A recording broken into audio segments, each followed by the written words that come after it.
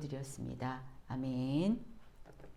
네, 오늘은 섬기는 삶이라는 말씀으로 말씀을 나누려고 합니다. 오늘 또한 우리들 교회 김양재 목사님 설교 말씀 그대로 거의 옮겨온 것입니다. 네, 요즘 뉴스는 인간이 맞나 싶은 사건이 너무나 많은 것 같습니다.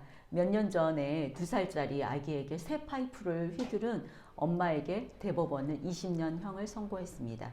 이 엄마는 아이 둘을 낳았는데 셋이 있으면 지원금이 나오는 것으로 알고 요건이 안 되는데도 부동산 계약서와 재직증명서 등을 위조해서 입양을 했다고 합니다. 빚도척을 받은 데다가 별거 후에 남편과 싸운 후유증으로 화풀이로 입양한 딸의 머리와 허벅지와 엉덩이를 무차별하게 폭행했습니다. 청양고추를 강제로 먹이고 화장실에서 옷을 벗기고 머리 위에 찬물을 뿌려댔다고 합니다. 닭뼈를 삼키라고 했고 생후 25개월 된 아이의 몸무게가 12kg에 불과했던 입양된 아이는 뇌출혈로 이튿날 사망했습니다. 자신의 아이를 둘이나 낳은 어찌 보면 너무나 평범한 이 엄마가 먹고 살기 힘들어서 입양하고 화난다고 폭력을 행했습니다.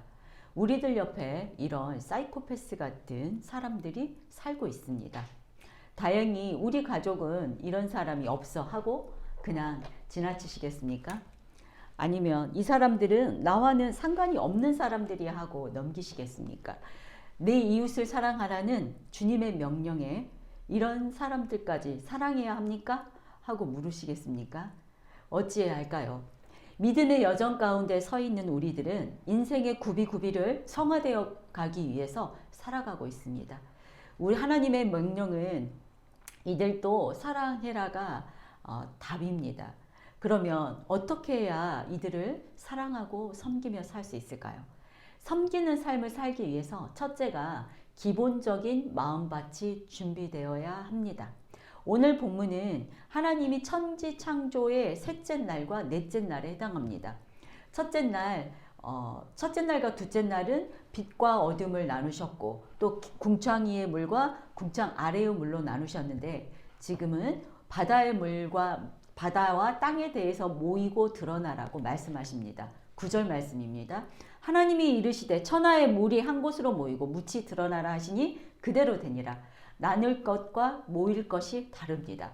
바다가 모이고 땅이 드러나라고 하니까 한쪽은 모여서 바다가 되고 한쪽은 모여서 마른 땅이 되었습니다.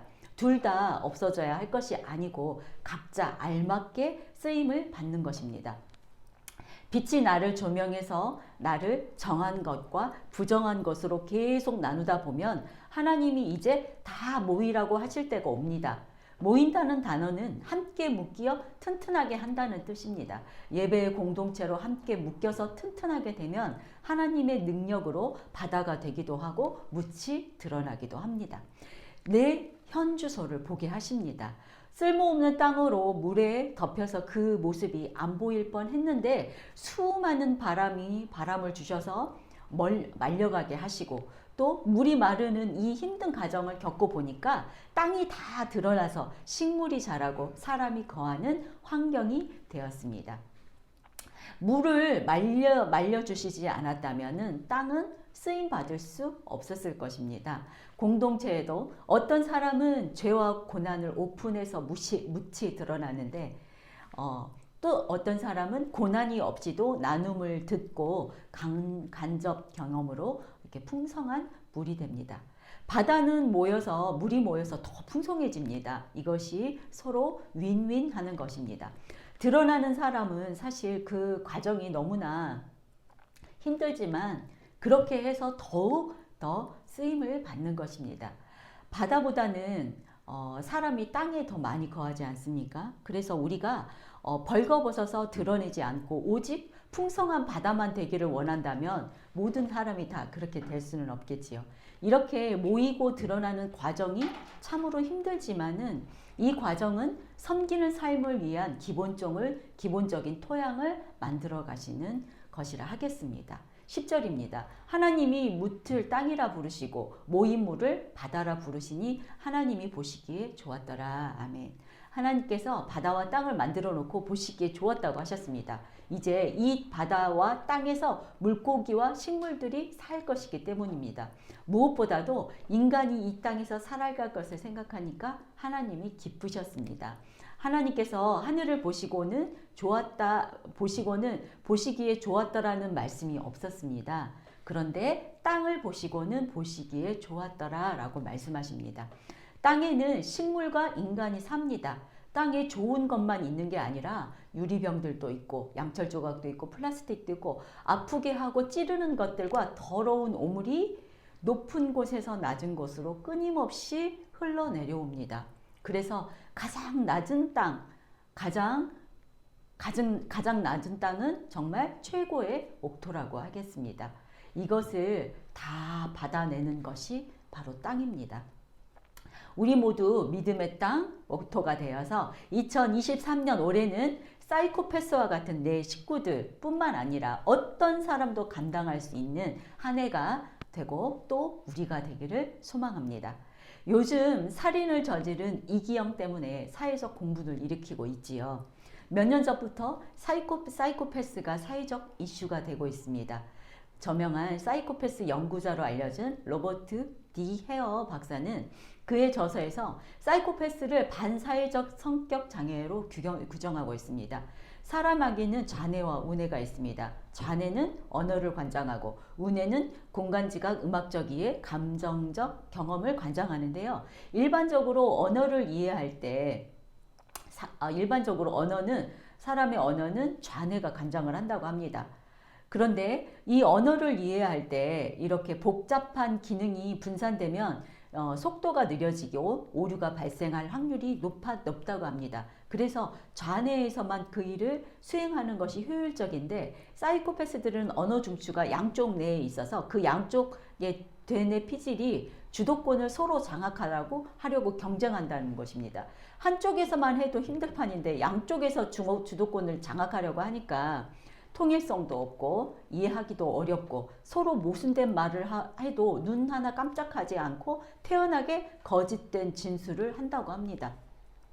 예를 들어 말하자면은 가사는 줄줄 외우는데 음악은 모르고 또 오직 사전적 의미만 알기 때문에 단어를 자유자재로 구사하지만 단어에 해당하는 감정은 알지도 느끼지도 못한다고 합니다. 그래서 그들은 현재만 몰두하고 또 오직 눈앞에 있는 이렇게 기회는 절대로 놓치지 않는 특성을 가진다고 합니다. 유타주에 유명한 연쇄 살인범이 있었죠. 그 사람도 사이코패스였는데 게리 길모어는 플레이보이지와의 그 인터뷰에서 자신이 붙잡힌 이유는 오직 참을성이 없어서라고, 조금만 참으면 안 붙잡혔을 텐데 골치 썩으며 걱정하는 것이 싫었기 때문이라고 이렇게 대답했습니다. 충동적으로 반응하기 때문에 그는 수감 중에도 다른 수감자를 망치로 때려 죽이기까지 해서 해머 스미스라는 별명까지 붙었는데요. 왜냐하면 그들은 감정을 느끼지 않으니까 양심도 없고 그리고 너무 조급하고 이렇게 참을성이 없기 때문에 상대에 대한 배려가 없이 자기의 이렇게 감정대로 움직이는 사람들의 특징입니다. 이 로버트 D. 헤어가 연구한 사이코패스 진단법에 이렇게 보니까 우리나라에 있었던 유영철도 전두엽 기능이 일반인의 15%밖에 안 되었다고 합니다. 사이코패스를 진단하는 점수는 40점이 최고인데 34점을 받아서 전형적인 사이코패스였다고 합니다. 그런데 우리 일반인들도 이 점수가 15점, 16점은 다들 나온다고 합니다. 그러니 사이코패스가 반드시 범죄자에게만 국한되는 것이 아니라 직장 같은 일상이나 우리 주위에 얼마든지 만날 수 있다는 견해입니다. 산업심리학자 보드와 임상실험학자 브리츠니트는 영국 최고 경영자들의 인격적 특성을 분석해 볼 경우 대부분 사이코패스와 사이코패스의 특성과 일치했고 또 임원으로 승진한 대상자들 가운데는 3.5%가 사이코패스로 드러났다는 연구 논문을 발표했습니다. 이 D. 헤어는 남다른 지능과 포장술 등으로 주위 사람들을 조종하고 사이코패스들이 자신이 속한 조직과 사회를 이기로 몰아넣는 이른바 화이트 칼라 사이코패스를 양복 입은 뱀이라고 비유했습니다. 그러니 이 사이코패스가 그냥 어떤 범죄 조직 뉴스에나 신문에만 나오는 게 아니라 우리 이렇게 일상생활이나 우리 옆에 언제든지 존재한다는 것입니다. 이렇게 영적으로도 성경을 문자적으로만 알고 말씀에 상응하는 은혜와 감동이 없으면 이 말씀으로 우리는 사람을 죽일 수도 있는 것입니다. 정신적으로도 육체적으로도 이렇게 감당하기 힘든 사이코패스와 같은 사람들이 내 배우자일 수 있고 내 자녀일 수 있고 또 목장 식구로 또 교회 공동체에서 자리매김을 하고 있다면은 이들을 우리가 섬겨야 하는데 어떻게 섬겨야 할까요? 네, 우리는 할 수 없겠지요. 그러나 하나님께서는 불가능이 없기에 이런 힘든 사람마다도 섬기게 해 주십니다. 이런 사람을 섬기려면 오늘 앞서 말한 것처럼 땅이 되어서 갖은 상처와 쓰레기들을 다 받아내는 마음밭이 되어야 합니다. 혼자 숨어서 은혜 받는다고 되지는 않습니다. 힘들어도 이것을 다 드러내서 말리면서 기본적으로 마음밭으로 이렇게 낮은 땅으로 되어가야 한다는 것입니다. 아무리 힘들어도 말려가면서 다 나의 땅이 드러나야 합니다. 예, 우리 사이코패스까지는 아니더라도 우리 이 옆에는 우리 주위에는 힘든 분들이 참 많습니다. 어느 부목자님의 간증입니다. 이 부목자님은 이혼을 했는데 15년간 그 부인과 자녀를 돌보고 있다고 합니다. 급여의 반은 회생 비용으로 나가고 나머지 반은 아내와 자녀에게 양육비로 주고 그리고 나머지를 치매 어머니와 사회 부적응자인 동생을 돌보고 이렇게 세 가정을 부양하고 있다고 합니다. 그런데 거기다가 본인은 공황장애로 약을 한 움큼씩 먹고 꾸벅꾸벅 졸면서 말씀과 목장의 보살핌을 받으며 기적적으로 살아간다고 합니다. 정말 고난과 아픔의 아이콘이죠. 그런데 임대 아파트에 살면서 치매 어머니와 사회 부적응자 동생과 살고 있습니다. 이 사이코패스보다 더한 환경 아닙니까? 치매 어머니와 동생, 우리 옆에 이런 사람들 얼마나 많이 있습니까? 이분은 돌싱이기 때문에 음란할 수밖에 없다고 자신을 변호합니다. 그래서 자기가 영적 성장이 너무 더뎌서 가정을 다시 가지고 싶다고 합니다. 그런데 이혼한 부인과 재결합하는 것이 원칙이지요. 그러나 이분은 그것은 죽어도 싫다고 그래서 우리들 교회 여집사님 중에서 서로 믿음으로 만난다면 재결합하고 싶다고 이렇게 말했다고 합니다. 그러나 이분에게 답을 드린다면 변화되고 새 사람 되어서 부인을 교회로 인도하는 것이 먼저 순서입니다. 이혼할 부인을 전도하기 위해서 노력을 하고 또 생각해 보는 것이 순서이겠죠. 이것은 그냥 옳고 그름의 얘기는 아닙니다. 재결합을 해도 치매 시어머니와 사회 부적응자인 동생과 함께 사는 것이 얼마나 어려운 일이겠습니까? 그런데 이렇게 힘든 분들이 바로 우리의 이웃이고 우리의 공동체에 있습니다. 우리가 섬겨야 하는 사람들입니다. 자, 여러분들은 다른 사람을 섬기기 위해서 이렇게 기본적인 마음밭이 준비되어 있습니까? 모든 상처와 오물들을 다 이렇게 받아낼 수 있는 땅이 되었습니까? 내가 받아내야 할 쓰레기, 오물조각, 유리조각 같은 나의 식구나 나의 공동체, 나의 지체는 누구라고 생각하십니까? 네, 섬기는 삶 두 번째는 종류대로 열매를 맺어야 합니다. 11절 12절 제가 읽어보겠습니다. 하나님이 이르시되 땅은 풀과 씨 맺는 채소와 각기 종류대로 씨 가진 열매 맺는 나무를 내라 하시니 그대로 되어 땅이 풀과 각기 종류대로 씨 맺는 채소와 각기 종류대로 씨 가진 열매 맺는 나무를 내니 하나님이 보시기에 좋았더라. 각기 종류대로라는 말이 이 짧은 구절에서 세 번이나 나옵니다. 각기 종류대로라는 말만 보아도 이렇게 진화론이 틀렸다는 걸 알 수 있겠죠.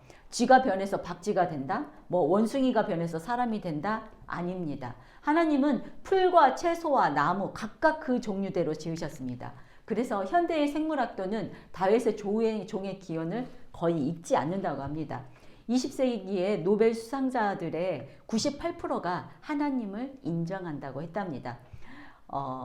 이 종의 기원 사이를 연결하는 중간 형태의 화석을 찾으려고 해도 찾을 수가 없잖아요. 화석은 다 발견됐지만 화석에서 중간 형태의 화석이 없는 것은 하나님의 법칙입니다. 오히려 화석들이 진화론을 전면적으로 부정하는 증거가 되고 있다고 합니다. 그렇습니다. 하나님께서는 종류대로 구별해서 창조하셨습니다. 그래서 우리가 이것을 함부로 교배하고 교란시키고 혼란시키는 것은 바로 죄입니다. 이렇게 자연 질서에 있어서도 지켜야 할 도덕적인 자세가 있습니다. 각기 종류별로 채소, 풀, 나무로 존재하게 하셨는데 초식 동물인 소에게 동물성 사료를 먹이면서 자연 법칙이 무너지니까 광우병이 생겨나는 거 아니겠습니까? 하나님이 식물을 왜 만드셨습니까? 오직 사람과 동물에게 먹히기 위해서입니다. 이것이 식물의 역할입니다. 그런데 내가 야망대로 열매 맺겠다고 하면 그것이 죄가 되고 지옥이 됩니다.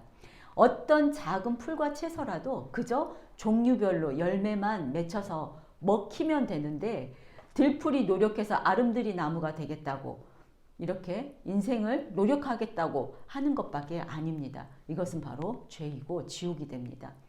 들풀은 들풀의 주제를 알아야 하는데 계속 나는 아름드리 나무가 되겠다 하는 것과 같습니다. 풀도 지렁이도 하루살이도 모두 독창적인 하나님의 작품입니다. 그러니 여러분도 나를 가리키면서 나는 하나님의 독창적인 작품이야 이렇게 한번 해보십시오. 나는 하나님의 독창적인 작품이기 때문에 부도가 나도 이혼을 해도 건강이 안 좋아도 나는 하나님의 독창적인 작품인 거예요. 아무리 내가 작고 초라해 보여도 나는 독창적인 작품이기 때문에 다른 것과 비교하지 마십시오. 종류대로 열매만 맺으면 그것은 하나님이 보시기에 좋았다라고 말씀해 주시는 인생이 됩니다. 하나님이 씨앗을 주시니 열심히 농사를 지으면 어떤 씨앗이든 창조적 능력이 그 속에 있기 때문에 열매를 맺게 됩니다. 그 어디에도 열매를 맺지 못할 나무나 풀은 없습니다. 내가 열매를 맺고 먹힘을 당하지 않으면 찍혀서 불에 던지우는 결말밖에 안 남습니다. 자, 13절입니다. 저녁이 되고 아침이 되니 이는 셋째 날이라. 열매를 맺으려면 반드시 저녁이 되고 아침이 되어야 합니다. 우리가 땅에 발을 디디고 살고 있는데 어떻게 어둠이 없겠습니까? 날마다 고난의 저녁이 있지만 또 날마다 영광의 아침이 기다리고 있습니다. 그런데 이게 한 달에 한 번 오는 것이 아니고 날마다 에브리데이 날마다 어둠이 오니까 우리는 날마다 큐티를 하지 않으면 살 수 없는 인생들입니다. 이 고난이 이제 좀 끝났으면 좋겠어. 나도 날마다 이렇게 지겨워. 이제 좀 끝내고 싶어. 이렇게 하시는 거 자살하는 분들은 이분들은 잠시 뒤에 찾아올 날마다의 영광을 못 보시기 때문입니다. 이렇게 날마다 고난과 영광이 같이 오는 거예요. 그런 게 이렇게 우리가 저녁과 아침 그 과정 속에서 계속 되풀이 되면서 열매가 맺혀가는 것입니다. 풀과 채소와 나무들이 하나님의 종류대로 보시기에 좋았다 하신 것처럼 세상에서 여러 종류의 사람들이 있지만 하나님이 창조하셨고 좋아해 주십니다.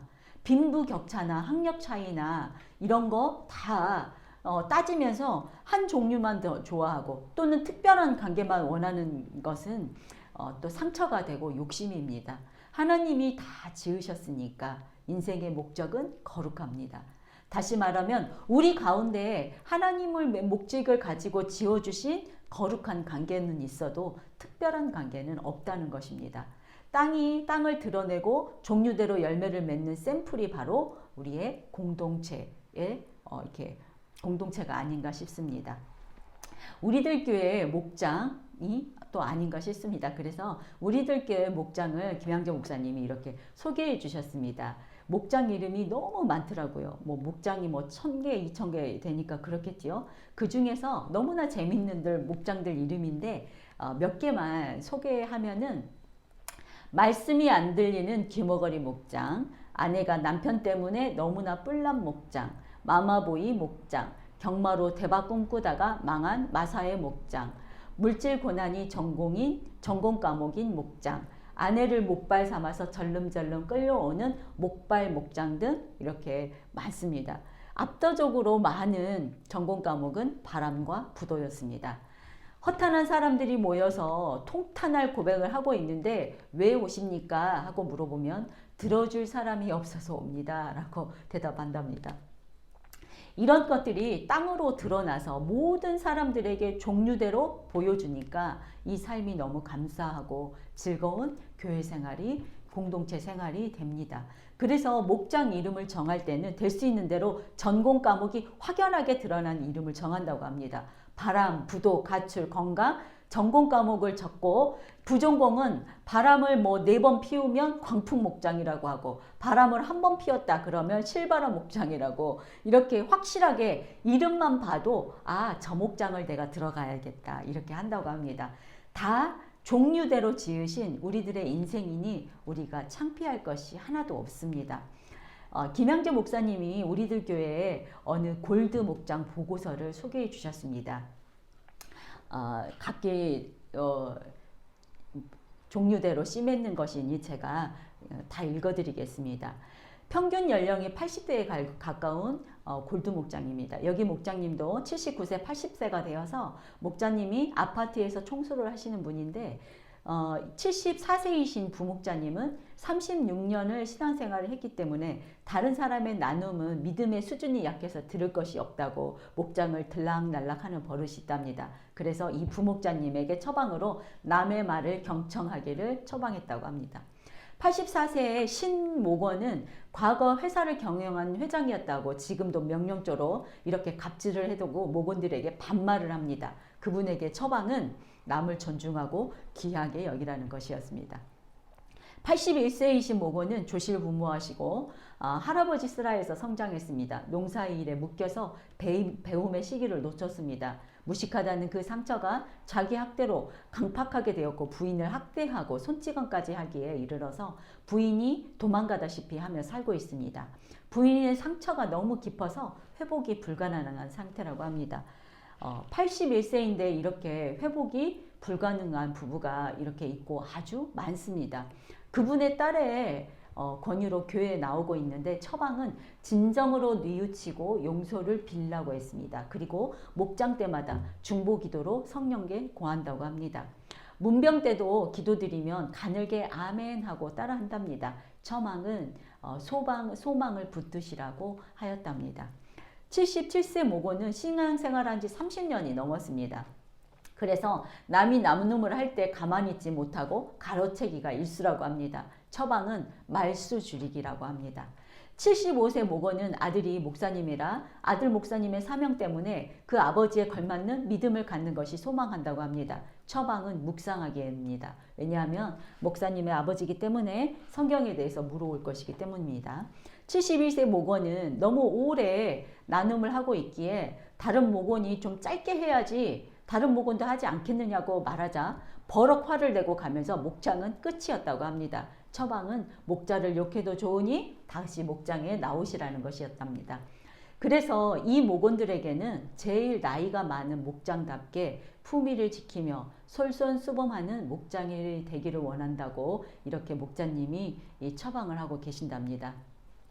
이렇게 목원들의 평균 나이가 80세에 가까운데 이렇게 전직 회장님도 있고 교수님도 계시고 배원이 없는 분도 이렇게 같이 목장을 참석하시고 이렇게 골든 목장의 보고서를 제출해 주셨답니다. 이 아버님들이 종류별로 너무 귀엽지 않습니까? 이렇게 모여서 말씀을 나눈다는 것이 정말 종류별로 열매 맺는 우리들 교회의 목장이었습니다. 그리고 처방도 너무 명처방이지 않습니까? 네. 또 어떤 분의 간증입니다. 이분은 우리들 교회 다니다가 2년 전에 떠났다가 또 1년 전에 다시 우리 교회에 나왔는데 또다시 지금은 떠났다고 합니다. 이유는 건물이 팔리면 11조를 하기로 장담했는데 건물이 너무나 큰 액수로 팔렸다고, 그래서 11조의 부담감 때문에 떠난 것 같다고 이렇게 다양하고 재밌다고 이렇게 간증을 해주셨습니다. 그래서 이런 이야기들을 이렇게 다 편하고 쉽게 하는 것입니다. 재밌지 않습니까? 이것이 바로 종류대로 씨를 맺는 역사입니다. 또 한 목자의 큐티 나눔 내용입니다. 딸이 질병으로 14년을 아프고 어머니는 질병으로 7년째 이렇게 병수발을 하고 있어서 이분은 지금 이렇게 감옥에 매여 있는 그런 상태라고 합니다. 딸은 재생불량성 빈혈이었는데 중고등학교, 대학교 다 그렇게 등교를 도와줘야 했고 코피가 흐르면 지혈도 안 되는 무서운 병이었는데 14년 동안 그 딸을 간병하고 돕느라고 직장생활, 사회생활도 제대로 할 수 없었다는 지옥을 살았다고 합니다. 딸의 질병이 우리들 교회에 와서 바로 하나님의 선물이라는 것을 깨닫고 말씀이 깨달아졌다고 합니다. 그렇게 찾을 수 없던 골수 이식자도 찾아서 이렇게 골수 이식을 해서 이제는 완치가 되었다고 하는데 이 딸이 질병이 채 끝나기도 전에 어머니가 루게릭병에 걸려서 지금 7년째 투병 중이라고 합니다. 오직 눈만 깜빡이시고 24시간을 간병을 해야만 할 수 있는 상태라고 합니다. 우리들 교회에 와서 이렇게 은혜도 받았는데 이 받은 은혜도 다 사라지고 가족들은 너무 지쳐 있다고 합니다. 삶에 비판이 생기고 죽을 것 같다는 것입니다. 그래서 목사님한테만 쓰는 보고서에 이렇게 김양조 목사님한테만 이렇게 몰래 쓰는 보고서가 있나 봅니다. 보고서에 제발 어머니 좀 빨리 데려가시라고 이렇게 기도하고 있다고 목사님한테만 이렇게 올렸다고 합니다. 그런데 우리도 다 똑같지 않습니까? 우리 모두 이해 못할 사람 없지요. 어떻게 어머니를 데려가라고 하실 수 있냐고 욕할 사람은 아무도 없을 것 같습니다. 이렇게 20년 넘게 가족만 간호하는 목자님도 있습니다. 이것은 하나님이 주시는 환경이라고 이렇게 생각하지만 얼마나 힘이 드시겠습니까? 이렇게 사이코패스가 어디 신문에만 있는 게 아니라 내 환경이 그게 사이코패스와 똑같은 환경인 것입니다. 그렇죠. 그래도 딸은 14년 동안 그렇게 힘들게 간호해도 데려가라고 하지 않았는데 어머니는 7년 되니까 데려가라고 하는 게 우리들입니다. 바로. 그러니 내 힘으로 할 수 없다는 거 주님은 너무나 그것도 잘 알고 계십니다. 그래도 큐트 나눔을 통해서 바울이 나누었던 이렇게 고난의 긴 여정 속에서도 오직 그리스도만 전할 수 있었던 이런 하나님의 크신 사랑과 은혜가 이렇게 느껴져서 이 목자님에게도 같은 사랑과 은혜가 임하기를 기도하고 있다고 그러면서 어머님의 간병을 기쁜 마음으로 하겠다고 적용하고 있답니다. 부족한 우리들이지만 하나님의 은혜와 사랑이 있습니다. 이렇게 우리의 아픔과 악을 드러내면서 우리가 이렇게 힘도 얻고 종류별로 같은 상황에 다른 분들이 모여들어서 거기에 사람들이 깃들고 거할 곳이 됩니다. 조금 말이 힘들었죠. 한 번만 더 해드리겠습니다. 우리가 이렇게 우리의 아픔과 악을 드러내면 우리가 힘도 얻지만 이렇게 종류별로 우리와 같은 이런 상황을 드러내놨더니 같은 상황에 있는 다른 분들도 이렇게 같이 모여들어서 거기에 깃들어서 힘을 얻는다고 합니다. 이런 얘기를 이렇게 함으로써 얼마나 아프고 간호하는 분들이 같이 힘을 얻겠습니까? 뭐 별로 도와준 것도 없고 이렇게 힘도 없지만 이렇게 얘기만 들어도 아, 나하고 같은 사람이 있었구나. 나는 10년인데 20년 한 사람도 있구나. 이러면서 은혜를 받는 것입니다. 이렇게 종류대로 각각 다르지만 서로 나누며 종류대로 열매 맺고 같은 상황이 있는 여러분들을 섬기면서 가는 것이 종류대로 열매 맺는 것입니다. 여러분은 하나님이 지으신 종류와 목적대로 지금 열매 맺는 삶을 살고 계십니까? 저녁이 되고 아침이 되는 날마다의 고난의 과정을 이제 인정이 되십니까? 이 모든 일이 있어야 할 일로 인정도 되십니까?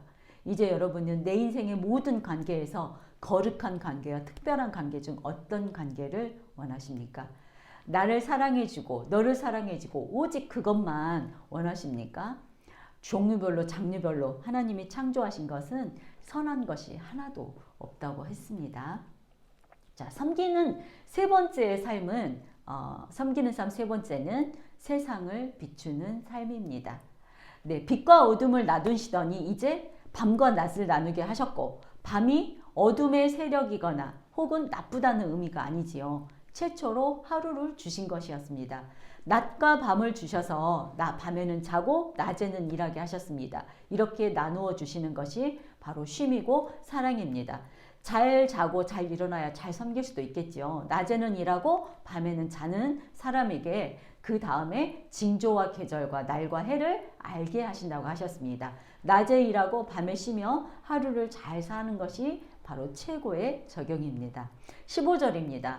또 광명체들이 하늘의 궁창에서 땅을 비추라 하시니 그대로 되니라. 하나님은 하늘의 궁창에 광명체를 두셔서 비추라고 말씀하셨습니다. 처음에 빛이 있으라 하실 때는 비추라는 말이 없었습니다. 태양은 자신의 유익과는 상관없이 자신을 불태워서 지구의 생명을 살립니다. 나에게 빛이 임하면 우리도 같이 비추는 인생을 살 수 있는 것입니다. 16절입니다. 하나님이 두 광명체를 만들어서 큰 광명체로는 낮을 주관하게 하시고 작은 광명체로는 밤을 주관하게 하시며 또 별들을 만드시고 아멘. 하나님이 그것들을 하늘의 궁창에 두어서 땅을 비추게 하시되 큰 광명체로 낮을, 작은 광명체로는 밤을 주관하게 하십니다. 대단한 태양이지요. 그렇지만 파르스름한 그 창백한 점 하나에 불과한 지구를 위해 창조되었습니다. 그래서 내가 큰 광명체인가 작은 광명체인가는 하나도 중요하지 않습니다.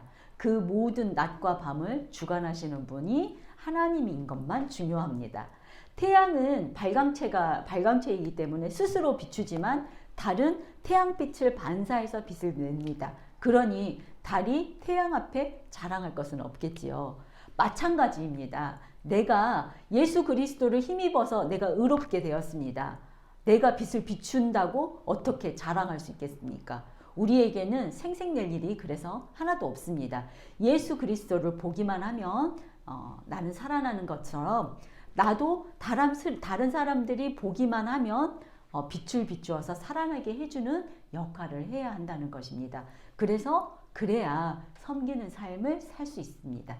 태양이 떠올라서 온 세상을 환하게 비추는 장관을 한번 생각해 보십시오. 너무 대단해 보입니다. 그런데 태양이 지구에게 없어서는 안 될 존재임에도 하나님이 그 태양이라는 이름을 주시지 않고 그저 큰 광명체라고 정리를 하십니다. 궁창에도 보시기에 좋았더라가 없었듯이 이들에게도 이름을 주지 않으셨습니다. 왜 그러셨을까요? 태양이 우상처럼 될 수 있기 때문입니다. 태양신을 섬기는 이방인은 많이 있었습니다. 이스라엘의 므낫세 왕도 1월 성신을 섬겼습니다. 하나님은 창조 사역 가운데서 하나님 한 분만 영광 받으시기를 원하셨습니다. 18절입니다. 낮과 밤을 주관하게 하시고 빛과 어둠을 나누게 하시니 하나님이 보시기에 좋았더라. 저녁이 되고 아침이 되니 이는 넷째 날이라. 아멘. 창세기에 보면 하나님이 보시기에 좋았더라 하시는 구절들이 있습니다.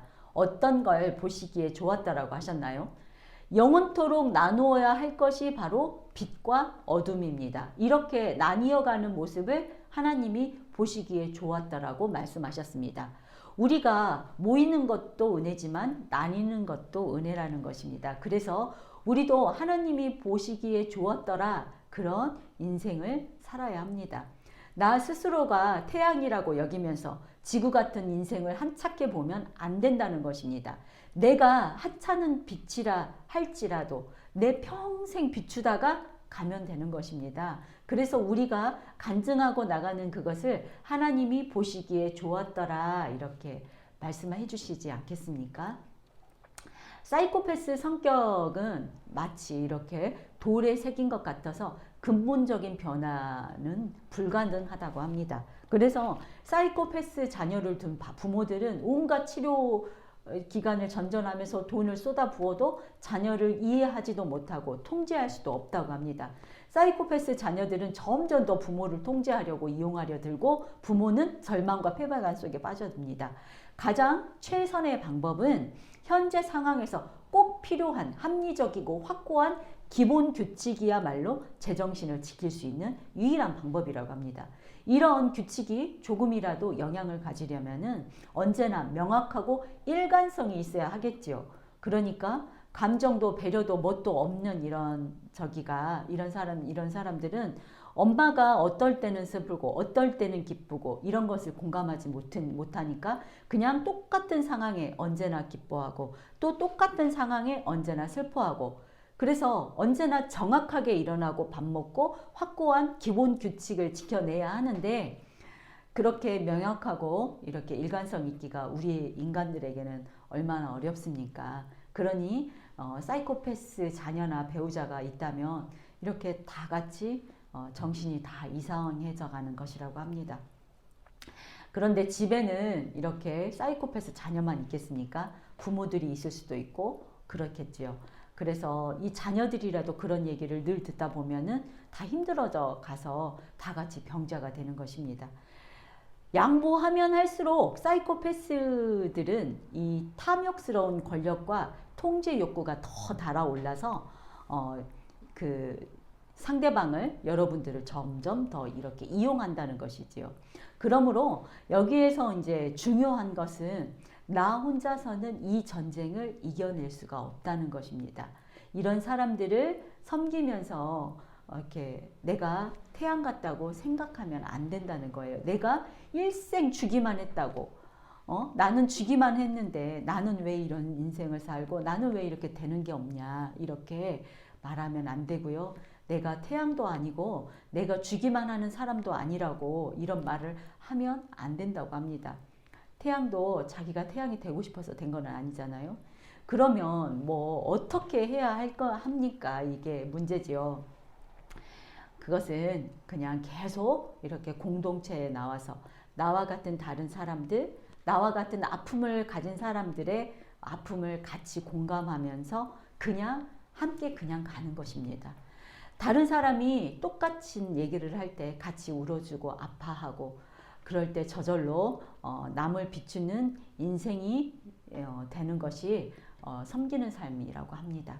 내가 힘든 사람들과 같이 살면서 아직도 그런 힘든 사람들을 공감하지 못하고 체휼하지 못하고 있다면, 또 도움이 되지 못하고 있다면 여러분은 아직 섬기는 삶을 살지 못하는 것입니다. 여러분들이 지금 이렇게 놓치는 게 뭔가 하면은 사이코패스 식구가 낫기만을 바라고 속상하고 연민이 있고 그래서 지금 아무것도 못한다면은 그것은 섬기는 것이 아니고 지옥을 사는 것입니다.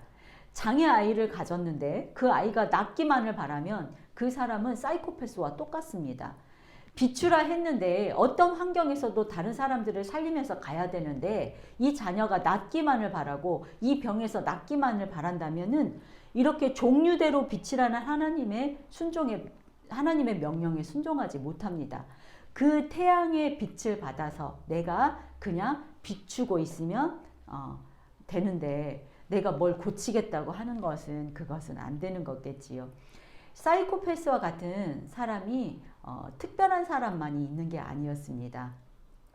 다 우리 주위가 다 그런 사람들 천지지요.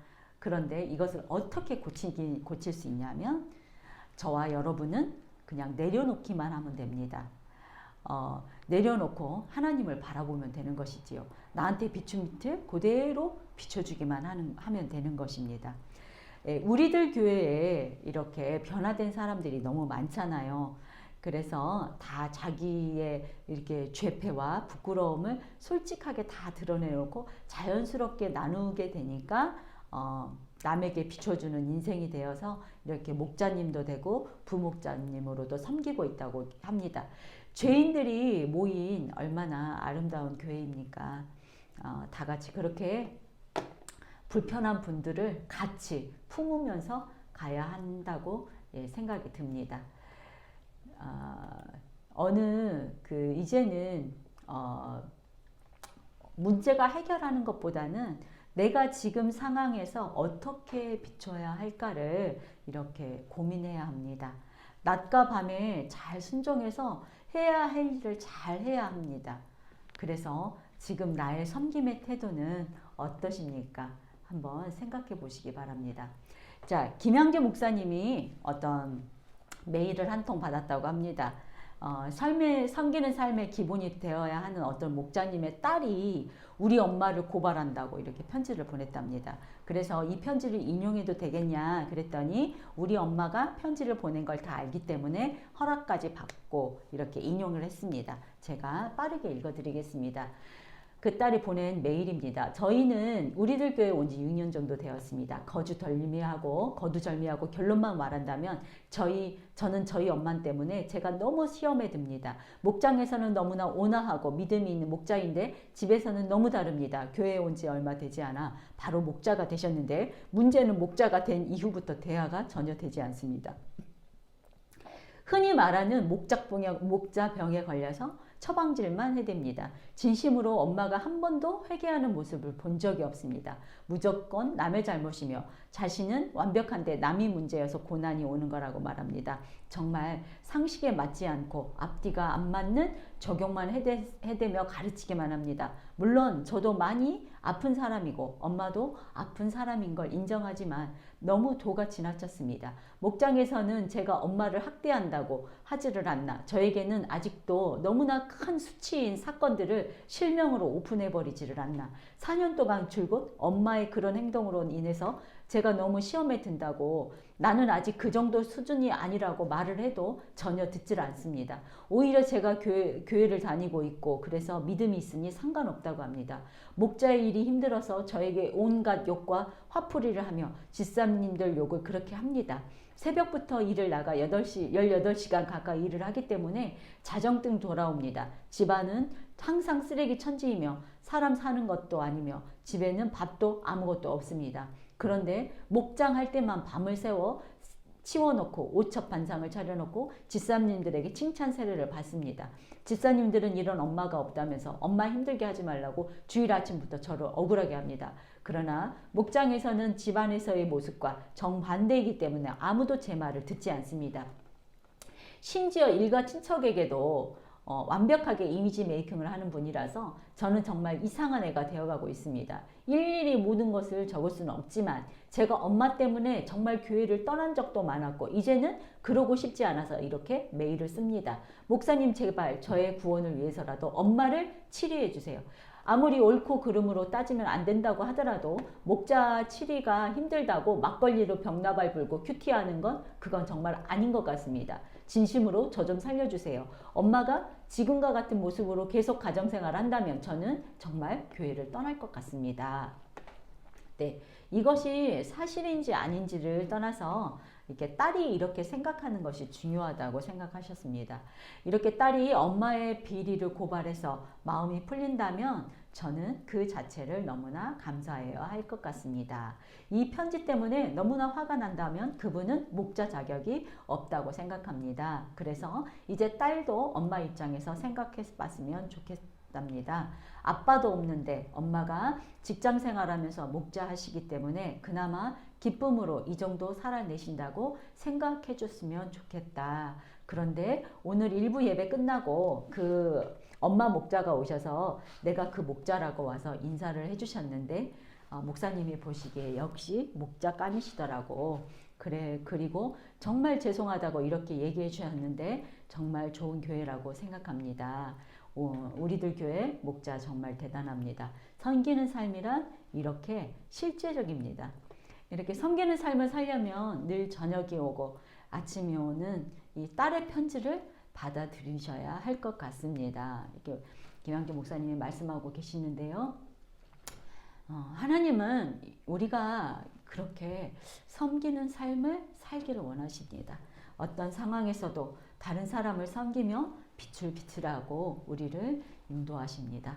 네, 말씀을 맺습니다. 섬기는 삶이란 이렇게 기본적인 모든 것을 상처와 그 우물들을 받아내는 마음밭이 준비되어야 합니다. 그리고 바다처럼 모이고 또 나의 수치와 이런 악함들을 무트로 드러내야 합니다.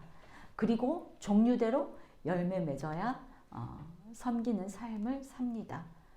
어떤 역할이라도 우리는 상관없습니다.